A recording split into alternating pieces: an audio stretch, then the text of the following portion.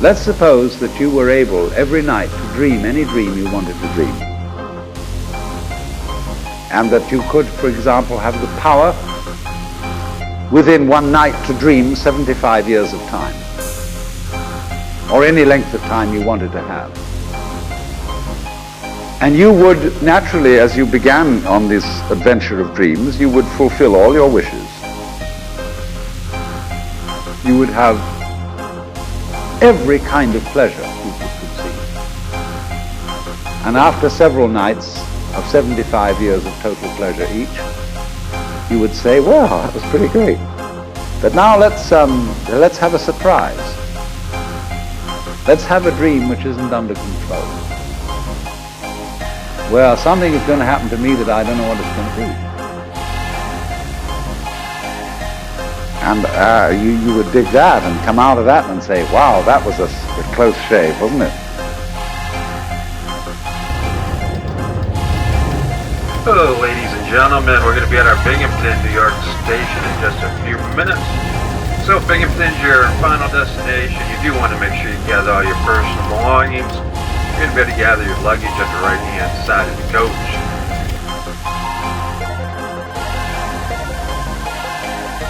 Then you would get more and more adventurous, and you would make further and further out gambles as to what you would dream. And finally, you would dream where you are now. You would dream the dream of living the life that you are actually living today. That would be within the infinite multiplicity of choices you would have, of playing that you weren't God. Because the whole nature of the Godhead, according to this idea, is to play that he's not. The first thing he says to himself is, man, get lost. Because he gives himself away. The nature of love is self-abandonment, not clinging to oneself. Throwing yourself out, as in, for example, in basketball, you're always getting rid of the ball. You say to the other fellow, have a ball. See? And that keeps things moving. That's the nature of life. So in this idea then, everybody is fundamentally the ultimate reality. Not God in a politically kingly sense, but God in the sense of being the self, the deep down basic whatever there is. And you're all that, only you're pretending you're not.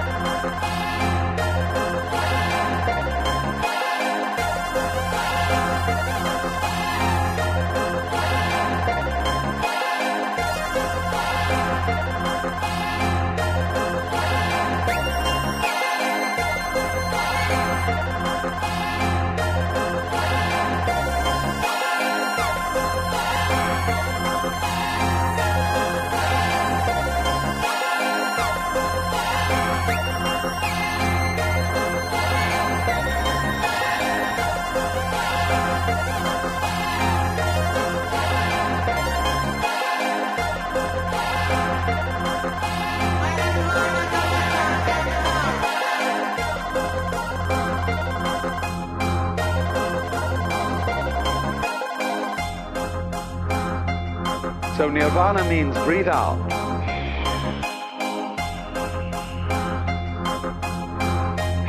What a relief that was. The sigh of relief. Let it go. Because it'll come back to you if you let it go. But if you don't let it go, you'll just suffocate.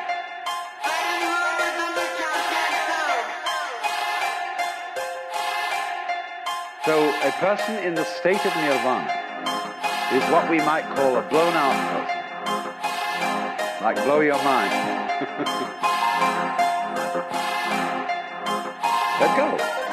Don't think. And then you're in the state of nirvana. And I re-emphasize the point.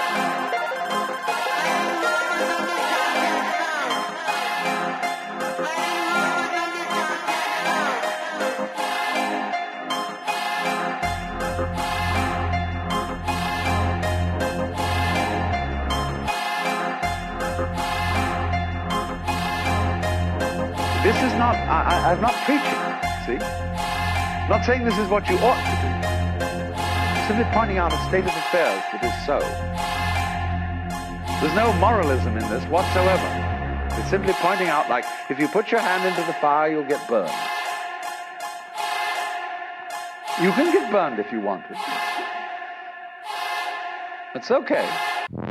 But if it so happens that you don't want to get burned, and you don't put your hand in the fire. So in the same way, if you don't want to be in a state of anxiety all the time, and again I emphasize, if you like to be anxious, it's perfectly all right.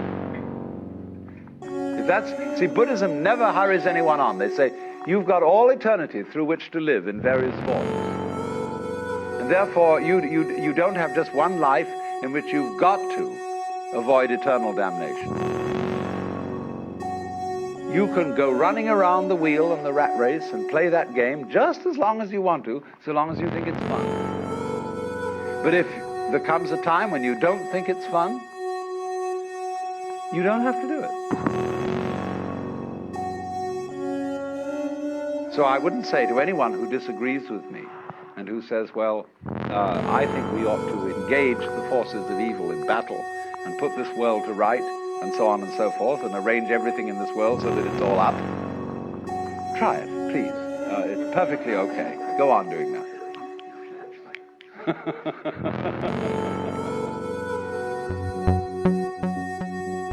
But if you see that it's futile,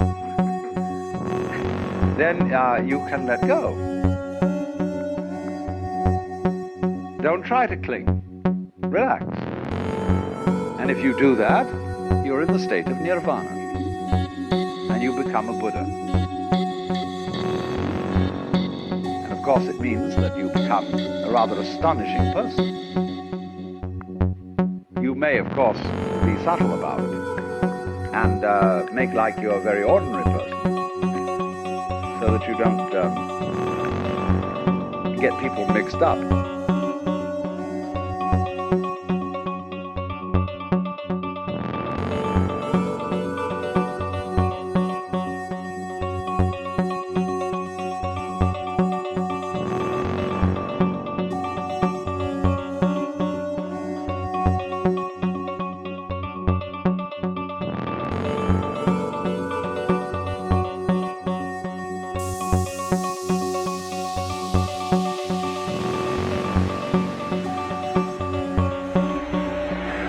When a person is tone deaf, that is to say, he cannot hear melodies.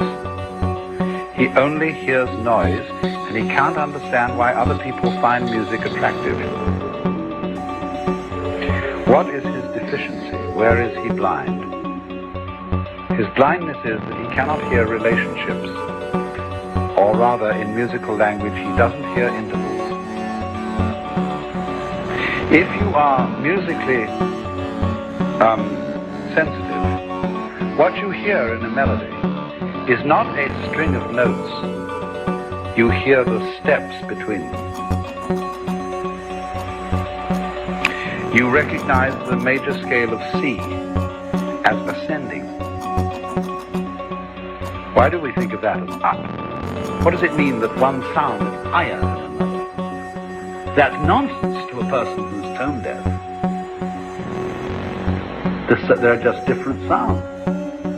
There are boomy sounds and squeaky sounds, but they don't rise. You see, he hears no motion in them, because you see, each note is static, and he doesn't hear the lead from one to the other, the step. Also, a person who is a logical positivist is a tone-deaf philosopher. See? Can't explain, there's nothing you can do to a tone-deaf person to explain how you hear music, just as there's absolutely no way of making a congenitally blind person understand color. Or we may find out one eventually, when we find out a lot more about our senses. But in the ordinary way, he just can't get it. And so in exactly that same way, there are people who cannot get certain things. If there are such people, you know all the words, but you don't know the music. And you may as not waste your energies trying to convinced, but there are allowed these poor, afflicted souls who just aren't functioning on a certain waveband. But now I don't want to say, make a kind of a esoteric scene out of it. A lot of people are trained to pretend that they are not on that waveband.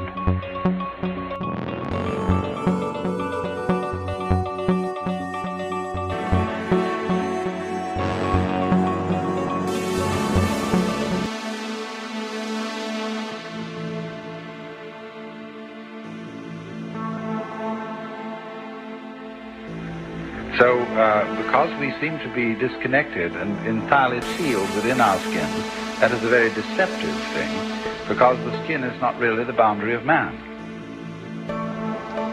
No. What this is saying then is that just as you don't know how you manage to be conscious, how you manage to grow and shape this body of yours, that doesn't mean to say that you're not doing it. Equally, you don't know how the universe shines the stars, constellates the constellation, and galactifies the galaxies. You don't know. But that doesn't mean to say that you aren't doing it in just the same way as you're breathing without knowing how you breathe. We do not know how it is done, just as we do not know, really, how musical, artistic, and literary genius is done. You cannot really teach it. You can put the tools for doing these things into people's hands, and you can show them how to use the tools. But whether they will use those tools with genius is quite unpredictable. If you investigate yourself, what do you mean by you? How do you know you exist? In terms of what? What do you discover? Well, if you push that, why, you discover everything else that you thought wasn't you. You only know you exist because you've got things to feel and other people to talk to, and because you go, you reflect the external world. So investigate you and you get the external world. And what happens if you investigate the external world? Well, you get you.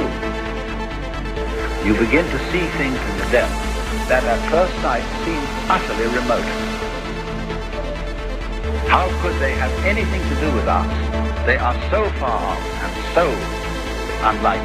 And in the same way, when you start probing into the inner workings of the human body, you come across all kinds of funny little monsters and wiggly things that bear no resemblance to what we recognize as the human image. But what worries us is that when we're dead, there could be nothing at all forever, as if that was something to worry about.